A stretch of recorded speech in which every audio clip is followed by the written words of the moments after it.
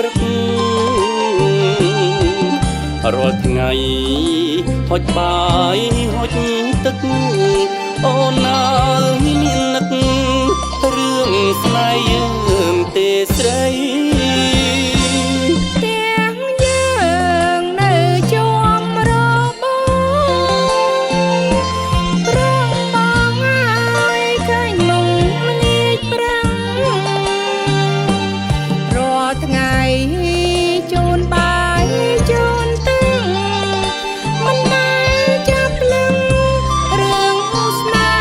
ហ៍ទេបងយើងស្គាល់គ្នាតាំងពីតូចទុំដូចជាបងប្រុសណាថ្ងៃនេះខ្លាយជាស្នេហាឆ្លើយថាដូចម្ដេចទៅបង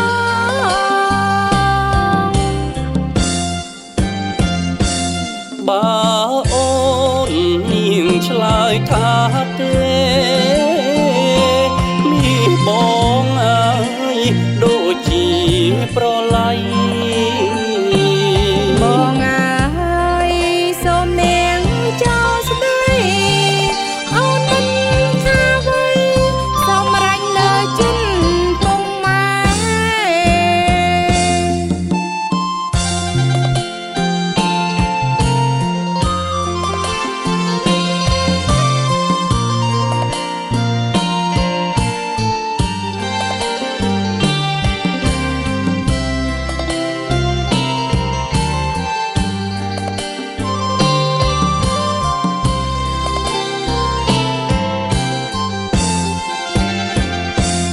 ស្រឡាញ់តាំងតែពីតូចចិនគួចលួចស្នេហ៍ប្រលឹងថ្ងៃនេះបាញ់ជាងឲ្យដឹងរំពឹងមានស្ងួនប្រណី